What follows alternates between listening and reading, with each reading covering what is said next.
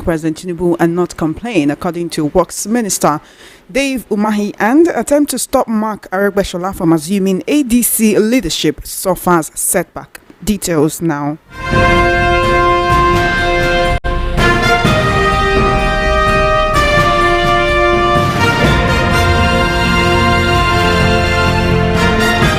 Thank you for staying tuned. The world news at 6 begins with the Katsina state government saying it will provide industrial tools for repentant bandits as part of the social reintegration program.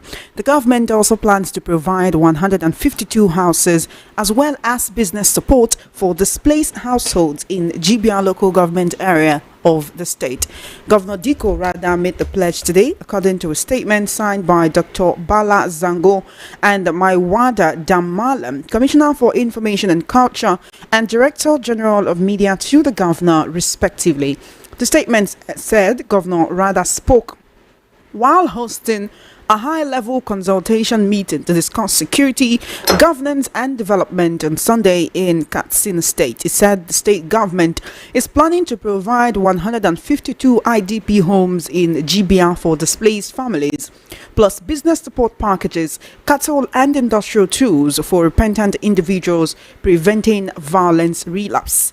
Governor Rada reiterated that security tops his development blueprint alongside education, agriculture, healthcare, MSME support and revenue generation, admitting that he acknowledged criticisms while emphasizing openness to constructive feedback. Nigeria's headline inflation slowed for the fifth consecutive month in August 2025, providing some respite for consumers grappling with high living costs. Data released by the National Bureau of Statistics today showed that inflation dropped to 20.12%, down from 21.88% in July. The figure represents a 1.76 percentage point decline on a month-on-month basis and a sharp fall from the 32.15% recorded in August 2024. The Consumer Price Index, which tracks the average change in prices of goods and services, inched up to 126.8 points in August from 125.9 points in July. Month-on-month inflation stood at 0.74%, lower than 1.99% in July, pointing to slower price increases across the country. Now, Minister of Works Dave Umahi has urged people of the Southeast to assess President Bola Tinubu based on his achievement in the region rather than on sentiment. Umahi made the call on Sunday while inspecting federal road projects in Enugu State. He said the Southeast has every reason to appreciate President Tinubu for approving the ongoing 528-kilometer road project valued at about 15 trillion naira and handled by the China Harbour Engineering Company.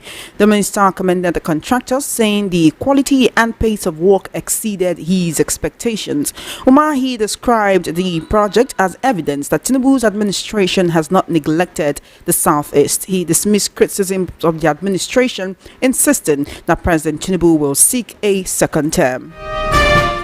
Now to judicial cases, a move seeking to stop Senator David Mark and former Interior Minister Rauf Aregbesola from assuming leadership of the African Democratic Congress ADC suffered a setback today at the Federal High Court in Abuja. Justice Emeka Nwite, who is presiding over the leadership tussle, faulted the plaintiff's failure to properly serve court papers on the defendant as required by the law. He therefore adjourned the case to September 30 for hearing. At today's proceedings, counsel to the plaintiff, Michael Agbe, argued that all court processes and others had been served on the 5 defendants. However, a review of the case filed by Justice Nwite revealed that no valid proof of service had been filed. Pressing further, Agba claimed he served David Mark, Rauf Aregbesola and Chief Ralph Nwosu, listed as the 2nd, 3rd and 5th defendants through the ADC.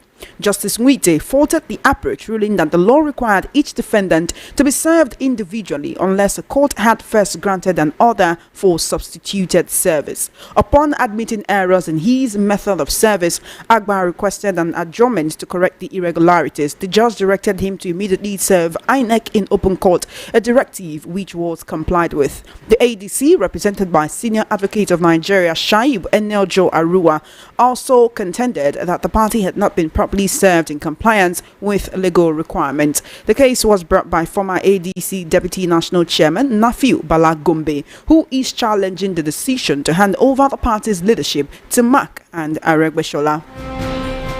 Still on judicial cases, a Rivers State High Court sitting in Port Harcourt today dismissed the suit challenging the legality of the recently concluded local government elections conducted in the state. The polls held on August 30 were overseen by sole administrator Ibok Ete Ibas, whose 6-month mandate is set to expire this week. The elections had drawn criticism from sections of the public who argued that an administrator was not constitutionally empowered to supervise such a process. You recall that President Bola Tinubu had in March declared emergency rule in Rivers State, suspending Governor Sinalai Fubara, his deputy, and members of the State House of Assembly for 6 months, appointing Ibas as sole administrator.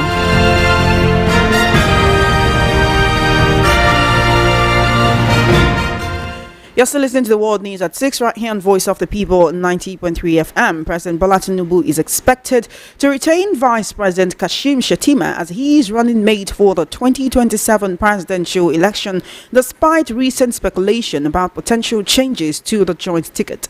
According to a reliable Villa source, contrary to rumors, the president never entertained discussions about replacing his deputy. These days, quoted a source described as a trusted figure in government circles, saying the president will run with Shettima and Nigerians should stop worrying about the reports. The insider added that the All Progressives Congress APC remained on course for victory in 2027. You will recall that there were widespread speculations that President Tinubu might consider dropping Shettima to secure a stronger base in the northwest, which holds the largest voting strength in northern Nigeria. This narrative generated unease among Shettima's supporters in the northeast, who viewed such moves as an attempt to sideline the vice president.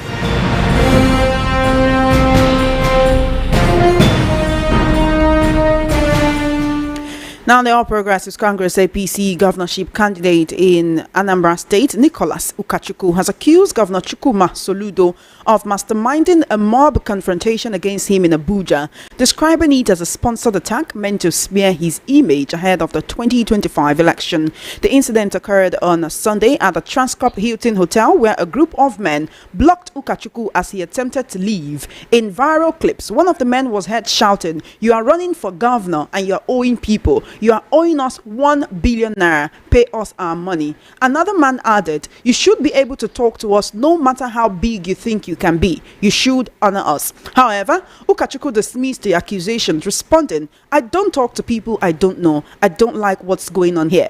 Hotel staff could be seen intervening, urging the crowd to put down their cameras. Chido Obidiego, spokesperson for the Ukachukwu Ekunife campaign, alleged in a statement that Soludo funded and directed the mob to embarrass the APC candidate. He noted that Governor Soludo had previously described Ukachukwu as a land grabber, insisting that the confrontation was orchestrated to reinforce that claim.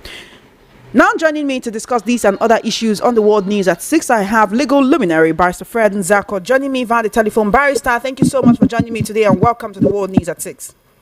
Thank you. Good evening and good evening to our dear listeners. Good evening to you and thank you for joining me today. Barrister, I want to begin with this, would I call it a face-off between Governor Chukwuma Soludo and his wife and the APC governorship candidate in Anambra State, Nicholas Ukachukwu, and his deputy governorship candidate, Uche Ekunife. We saw a viral video making the rounds of people accosting Ukachukwu and saying he's owing them money and he should pay up. And how can he be running for governor when he's owing money? And you know, they more or less disgrace him, dragging him this way and that. He has come out to allege that Governor Soludo is behind that attack. Is this saying that the governor will just gather people to lie against him and say he's owing them 1 billion naira when he is actually owing no one? Or is this the opposition politics that we are used to in Nigeria? The tantrums being thrown between Governor Chukwuma Soludo of ABGA and the candidate of APC, Nicholas Ukachukwu, And Honorable Nicholas Okachukwu and Senator Uche Kunife, the Deputy Governor, is one that has become very embarrassing to the good people of Anambra State. We expect that the candidates should tell us frankly what they intend to do. The governor should showcase what he has done, and then going forward, what he intends to do for the next 4 years. And then any other person who wants to take over the seat of the governor should also tell us what he intends to do better than Professor Charles Soludo, and not all this kind of lousy, lazy political bad mouthing that we are seeing in Anambra State. And it was unfortunately started by Governor Soludo, who I do not understand why he should run out of political ideas on how to market and sell himself and begin to throw dirty political tantrums at Okachukwu and then at Uche Kunife. And today, they say in Igbo land that bad mouth begets bad mouth. Soludo started with the bad mouth, and then he's being given the full length of the bad mouth of Uche Kunife. Now, it has now snowballed into that show of shame that happened at the Nikon Hilton at Abuja, where Okachukwu was stopped by some people who claimed that he was owing them. In politics, you could say that it is a political grandstanding. It is the handwork of the machinations of the governor. It is possible. I do not know the truth. I can tell you this. Because Okachukwu said that he doesn't know them. And in politics, people can do anything, both seemingly and unseemingly, both neat and foul, in order to pass through their innuendos. Okachukwu, some years back, one young man who was owed by Okachukwu went to the frontage of his house and removed his clothes down to his pants and was stark naked, swearing and cursing Okachukwu that if he didn't pay him, that he would make heavens to fall on his head. So if you now bring that incident, which is still in the public domain, because this happened about 6-7 years ago, if you now bring it forward to these people that now accosted him at Nikon Noga, it does not present Nicholas Okachukwu as a man of integrity. And to Soludo, it is a win-win for him, because if he orchestrated it, he has succeeded. If he did not orchestrate it, the orchestration worked in his favor, because it further painted Okachukwu as a man that lacked integrity. Barrister, the question is, with the voting pattern of Nigerians, do you see this swaying in the Anambra towards Governor Soludo's side or any other candidate that is withdrawing their support for the ADC candidates? The Anambra are very discernible voters. They are the brightest breed of voters you can see in Nigeria. I can tell you with full sense of pride that the Anambra man or woman is not only enlightened but has a mind of his or her own. And they are not even looking at such political tantrums. The people of Anambra State are not interested in what goes on in Abuja. They are interested in what goes on the land. They are interested in assessing Soludo with what he has done and what he intends to still do. And they will vote in that direction. Anambra is one state where you cannot just come and buy the people. It is not possible. And that is why even money bags who do not have integrity and personal humanity can never smell the seat of governance of Anambra State. So the people will vote accordingly, and then whether their vote will be in the direction of Soludo or any other direction, November 8, 2025 will decide. All right, then. While we're talking politics, a source within the presidential villa has come out to actually assuage some rumors, the minds of Nigerians, and some rumors and reports that have been making the rounds that President Tinubu may drop Vice President Shettima before the 2027 elections. That may not be his running mate in 2027. Now, this source is telling journalists that we can file it away and stop worrying about that Shettima will contest alongside President Tinubu in 2027. You know, there's been widespread speculation that Tinubu might consider dropping Shettima after some northern politician analysts were having a meeting. They were endorsing the president for 2027 and they failed to mention Shettima alongside. What's your take on that? Well, the issue of whether Shettima will continue as the running mate to President Bola Ahmed Tinubu has been in the political space for some time. You recall that at a meeting of the APC in the Northeast region, in fact, where they almost saw the abada of the former chairman, Alhaji Abdullahi Ganduje, when they insisted that Shettima must be given the chance to run along with President Bola Ahmed Tinubu, and they felt, the people of the Northeast felt that the party hierarchy was undermining their interests, and they almost beat up Ganduje. Today, the revolution is still high, and President Bola Ahmed Tinubu has come out to say through his media handlers that he does not have any contemplation to drop Alhaji Shettima. But we do not know, because the whole thing is still within the fluid of politics.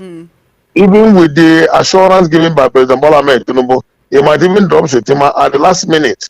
But it is until that time, then we now know where the pendulum will swing. But so far, nobody can say for sure that Shettima will be the running mate of Tinubu or will not. And that is why people are pushing. The people of Northeast are pushing. The people of North Central are insisting that they must be given a chance. And be that as it may, only President Bola Ahmed Tinubu will decide who his running mate will be. Because when he is re-elected or handed over the mandate of the party to fly their flag for 2027 election, it is after then that he will decide who his running mate will be. So it's only then that we can now see the handwriting clearly on the wall. As of now, it is all speculation. All right. Thank you, Barrister Ferdinand Zako. Still talking politics. The PDP has come out to say beyond the choices that are, or the names we see in the media, beyond former President Goodluck Jonathan, beyond Peter Obi, beyond Makinde or your state governor, that they have some other aspirants who are lobbying to be the PDP's candidate for the 2027 election. So they have other aspirants who are eyeing the presidential ticket beyond Jonathan, Obi, and Makinde. This is not the first time we're hearing anyone from the PDP coming out to tell us that, oh, they have a hidden hand they want to play. Which way do you see PDP's pendulum swinging before or by 2027? The Constitution allows anybody who is qualified to run for any office in the country to aspire to run for that office. It is the right, inherent right of every citizen. So it is not precluded towards some named individuals. In this case, Peter Obi, President Goodluck Ebele Jonathan, or Governor Makinde, or His Excellency Peter Gregory Obi. Any other person can aspire, and that's the beauty of democracy. At the primary elections of the political party, they will now decide who to hand over their flag and their ticket. And irrespective of the number of people that aspire, recall that in the past elections, up to 12, 10, 15 people could buy the ticket of the party to run for the presidential election. And at the end of the day, it's only one person that will hand over the flag. So nobody is being sidelined, nobody is being precluded, but the party will determine through their own internal mechanism who to fly their flag, and of course they will be minded and conscious of who will have the likelihood of winning the election on their behalf. Be that as it may, some Nigerians believe that the PDP should open their eye more now, especially since they still call themselves the main opposition party in Nigeria, but they have so many internal wranglings that seems to distract them from the job of politicking or the job of being a viable opposition for Nigerians. One would think that they would actually really be focusing on bringing a candidate that at least has something that Nigerians can look out for, a candidate that can sway votes, a candidate that can divide APC's votes. Well, PDP knows that even their leaders, they know that they have been grappling with challenges of opposition. They have not presented a formidable opposition platform against the APC. But the challenges are not far-fetched. They know where their problems are coming from. And that is why sometimes they ascribe the problem to be coming from the ruling APC, whereby their men, their henchmen are compromised by the ruling party at the center in order to continue to hold the PDP down. But if they can shrug off these challenges and then put their feet on ground and stand erect to be able to present a viable opposition against the inanities and inordinate poor governance being given to Nigerians by APC, Nigerians will look in their direction. And of course, that includes the fact that Nigerians have asked that they should try as much as possible to form a robust coalition. If PDP and Labour Party and possibly ADC can come together in a coalition and present a formidable candidate that will run against the incumbent, then that's where they will begin to smell the coffee. But as it is, if they allow themselves to be continuously fragmented, then they will have a Herculean task to unseat the president, whose hand is on the treasury of the state, on the like gears of the nation, and they can dispense authorities at his whims. It is not an easy task to unseat a sitting president in Africa. I say Africa because Africa is noted to be underdeveloped both in politics and in ideology. And then you need to do a lot, quite a lot, to unseat the president. But it is not impossible. It is not insurmountable. But they need to come together. And especially a man and the personality of Bola Ahmed Tinubu, they need to put their eyes together in order to unseat him. But whether he should be unseated from that office, most Nigerians are collectively in agreement that the APC is not delivering on the expectations of the people, and therefore there's need for them to try another hand. But that hand is what the people are confused as to who that hand will be. It is left for the political parties in opposition to present a formidable hand for the people to be able to present an alternative issues, an alternative personality, an alternative ideology to what is going on in Nigeria today. All right, from politics, let's look into some judicial cases. Now, a high court sitting in Rivers State, or rather a Rivers State High Court sitting in Port Harcourt, today dismissed a suit challenging the legality of the local government elections that was conducted in Rivers State on August 30. Now, this election was overseen by the sole administrator, Ibok Ete Ibas. His 6 months mandate is set to expire in about 3 or 4 days now. The election drew criticism from many Nigerians who said you cannot have someone who is not a democratically elected representative of the people conducting an election. The APC widely won that election, and many Nigerians say that was handing over the structure of the state back to Wike. Now, this suit was filed by a lawyer based in Port Harcourt. He listed the president, the Attorney General of the Federation, the sole administrator, the Rivers State Independent Electoral Commission, all of them as defendants, saying they all have questions to answer. I like to be very fair and straight in my analysis and look at the issues strictly on the basis of principles and the laws. If you say in as much as it is not the mandate of the sole administrator, because the sole administrator under the state of emergency should not have the comfort to begin to conduct local government elections. But the Supreme Court has said that local government system should be run by elected officials. So if there is no such conduct, what now happens to local government system? There was an election conducted by Sim Fobra, and then it was undermined by the judicial system because it was said to not be followed the due process, and then the courts bastardized that election that now gave room for Ibok Eteke Bas to conduct another local government election. Don't forget that this election was conducted by Rivers State Electoral Commission and not Ibas himself. So that Electoral Commission is an act of the parliament, is an establishment of the state, an establishment of the law, and they have the mandate to conduct an election. And if you say that the sole administrator does not have authority to conduct an election, who conducted the election in 1999? The election of 1999 that even ushered in the president, the governors, and the legislative houses in 1999 was conducted by a military administration of General Abdulsalami Abubakar. So you cannot just wish it away and say, oh, because he's a soldier, he cannot conduct an election. Under the circumstances, he is clothed with that authority to conduct an election. Well, I do not want to preempt what the court will say. If the court has dismissed that matter, then they can go to appeal. But I can tell you that it is all politics. The election was conducted by a BAS simply because they needed to hand over the grassroots authority and mandate to Nyesom Wike. And again, it is all politics. But whether he has the authority to conduct the election or not, I tell you that he does not lack the authority, because if General Absalom Abaka could conduct election in 1999, and if General Olusegun Obasanjo could conduct election in 1979, and going back in time, then that means that the fact that soldiers conduct election does not take away the serenity or the authority of the legitimacy of that election.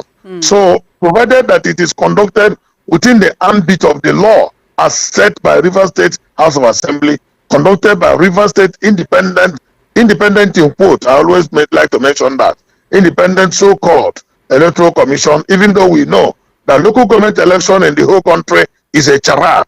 This own will not be an exception.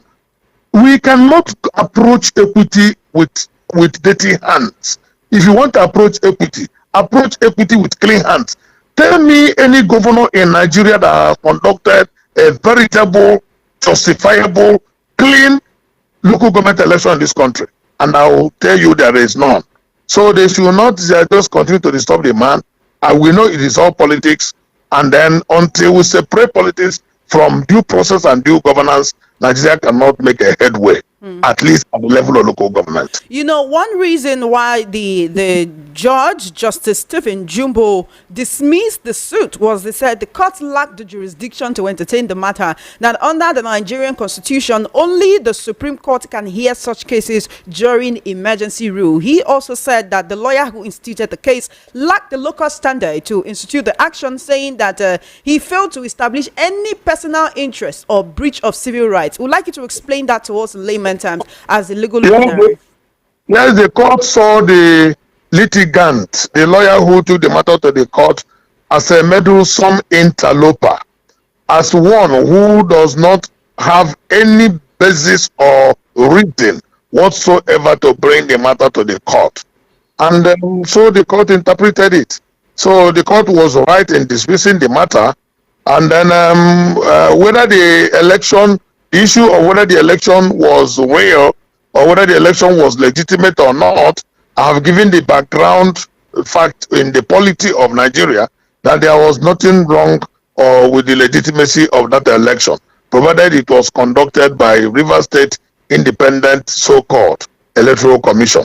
There's nothing wrong with it. Whether it was under Sinfubra or whether it was under Abok Eteke Bas does not matter. If you say the soldier cannot conduct election, then go back to 1999, go back to 1979, and you'll see that soldiers, they have the authority. Because as far as the constitution is concerned, they have the authority to conduct the election. Don't forget that Supreme Court, whether you like it or not, had affirmed the legitimacy of the appointment of the sole administrator. Yes, National Assembly asserted it. When the president made the appointment, we let hue and cry against it, that it was politically incorrect, illegal, and unconstitutional. By the courts, in their own wisdom, the wisdom of the court may not be the wisdom of the masses, and in some cases, the court may be wise on the wrong side. But the constitution has made it that their wisdom prevails. So whether you like their wisdom or not, their wisdom has prevailed. So if the man's authority in office has been affirmed by the Supreme Court, then who are you and who am I to undermine his authority to conduct an election? We know that it is all politics. Now it has happened. The mandate at the grassroots, the authority at the grassroots, the support of the people at the grassroots level has been handed over to Nyesom Wike. It is all politics. There are sometimes interplay of politics and governance, sometimes interplay of politics and administration, but what we on the side of advocacy continues to talk about is that let every action be on the side of the people. Whether it is on the side of people or not, the people themselves will have their mouth to say. All right, then let's quickly talk about the Works Minister saying that the people of the Southeast should thank the president and should look forward to voting for him in the 2027 elections. This is according to Works Minister Dave Umahi, saying the Southeast should thank President Tinubu and not complain. He said the president is approved an ongoing 528-kilometer road project valued at about 15 trillion naira for the people of the Southeast, which is something that they have to be happy about. The concern of Nigerians is we cannot continue preaching unity while we separate ourselves into regions when we talk about support for the presidency, for any administration, or when it comes to voting. What do you expect of His Excellency Engineer Dave Umahi to talk when issues relating to his principal, President Bola Ahmed Tinubu, is involved? What do you expect him to say? What do you expect him to say with respect to the support he's trying to garner from the people of the Southeast? The only unfortunate thing is that sometimes he overshoots his boundary. Sometimes he runs out of the wrong way to run into the bush, all in a bid to massage the ego of Mr. President and prop up his support from the people of the Southeast. He's claiming that the 15 trillion naira budget has been made for the so and so number of kilometers of roads. It is not the same Southeast that we visit from time to time. He should be specific and tell us where the road works and the road projects are going on. The Southeast is very small. We are talking about 5 states, and then where are the works? Is there in Enugu, in Ebonyi, in Anambra, in Imo, or in Abia? Where are the works? So it is not enough to just come to the television or to the public space and then make such outlandish claims. We want to see the issues on ground. The roads in the Southeast are yearning for attention. The Southeasterners are yearning for appointments, just the same way others are being visited by the people in authority. The nepotistic tendencies of Muhammad Buhari has been taken to ultra high level by President Bola Ahmed Tinubu, and the people have resorted to their fate because they see that those in authority have refused to respect the federal character principle and they visit the Southeast the same way they visit other parts of the country. And I can tell you, Chioma, that the people of the Southeast have lost confidence in the federal government. And they have lost every hope that the federal government will visit them equitably, the same way they visit other zones. And that is why they keep struggling on their own. They keep working hard on their own. And that is why they don't want disturbances. Travel from Onitsha to Enugu, travel from Enugu to Port Harcourt, travel from Onitsha to Owerri, crisscross around the Southeast.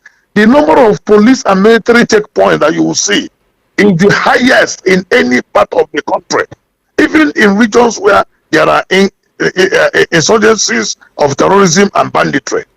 Between Onitsha and Enugu, there are 55 checkpoints, each one extorting the people. So what it simply tells you is that the people of Southeast have been browbeaten and they are not getting anything from the federal government. And when they cry, they're giving the short end of the knife. But they have resorted to helping themselves, even with that marginalization and dehumanization of their integrity and their territorial environment. They are still the most prosperous people in Nigeria. Nobody can take it away from them. And the more you try to undermine the Southeast, the more they spring surprises and they help themselves. Nigeria is holding down the Southeast and in the process holding down themselves. Unleash the burgeoning, enterprising nature of the Igbo man and you see this country making progress. If you hold down the people of Southeast, you are holding down yourself. This is God-given talent you can never take away from them. So whether they are given appointment or not, they don't care. Whether you do the road or not, go to the communities in the Southeast. Individuals now tar the roads that crisscross from one village to another. In fact, it is a symbol of authority and pride that individuals, rich businessmen and women, rich professionals in Southeast, they collectively tie the roads in their communities. There is no part of the country that can boast of the number of integrated road network, tarred roads, crisscrossing the zone than you have in the Southeast. So who is undermining who? The government may think that they are undoing the Southeastern people. The Southeastern people are the people blessed by God, and they are there is only so much that individuals can do on their own. You cannot deny that the people need their government. That is why in 1967 we said, the Southeastern people said, allow us to go. Nigeria said no. All right, that was a dark time in Nigeria's history. Let's not visit it. The problem is still on up to today. It's either you integrate the people or you allow them to go. We are no longer asking that we be allowed to go, and that is why we are talking about restructuring. We in the movement for Nigerian restructuring, we want a restructured polity and a country where there will be fairness, equity, and justice.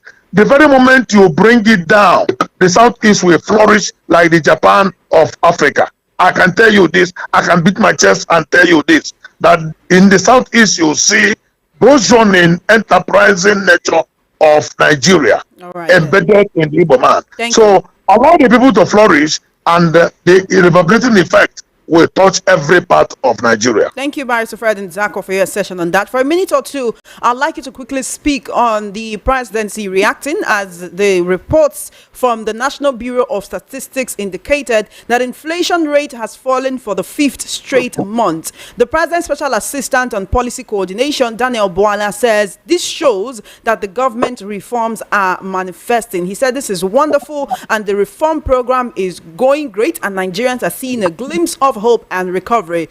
To be really frank, Barrister Fred and Zako, I was in the foodstuff market over the weekend and the price pepper is now at least cheaper than it was, let's say 3-4 months ago, and it's even spicier than it used to be. So I want to hear your thoughts on inflation. We know the difference between propaganda and reality. So is this propaganda?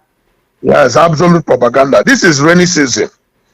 Very soon they will come and tell you that vegetables are cheaper now. When you talk about inflation rate dropping, we are talking about, is it general inflation? You have to qualify that inflation you are talking about. Is it general inflation or inflation of particular items? You go and single out vegetables, tomato, and pepper, and you say the prices have come down. This is rainy season, for goodness sake. It's just like you say, oh, there's the rate of inflation of vegetable has come down. This is the season. What of other items? There's what we call general price increases. And then the general price increases in household items and other consumables have not come down. And that is very obvious. Manufactured goods, the prices have not come down. Services, the prices have not come down. Even in imported goods, the prices have not come down. So where is now the drop in the inflation rate? I think what Mr. Bwala is saying is only trying to pick and choose in a propaganda form where he is talking about pepper and vegetable. What of others? Very soon you begin to talk about drop in the price of yam. This is the season for the harvest of yam. Now it is natural that the price of yam today will be slightly lower than what it was 2 months ago. It is natural because this is the glut season. People are harvesting here and there. Now, what you use to measure inflation rate is you watch the trend. What is the trend today relative to that of last year? A tuber of yam weighing 3 kg, for example, today is higher in cost than the tuber of yam weighing 3 kg this same period last year, because you must have a baseline when you are judging an inflationary trend. You cannot just jump out and say, oh, I bought 50 grams or 500 grams of a vegetable. Now the price has come down. No, weigh it against a baseline and then over time, because as we approach the dry season, this is September, the rains are high. Go to your backyard, you put anything on ground, it springs out, and then you harvest. The prices naturally comes down. What are the prices of others? Manufactured goods, services, and the rest of them. Go to a supermarket, for example, and check out the potpourri of items in that supermarket and tell me which one has the price come down. And then school fees are going high. This is the time when children are going back to school. Go and touch back to school items, the bags, the sandals, the socks, the trousers, everything that children need, and the books, including the school fees. Has any of them come down?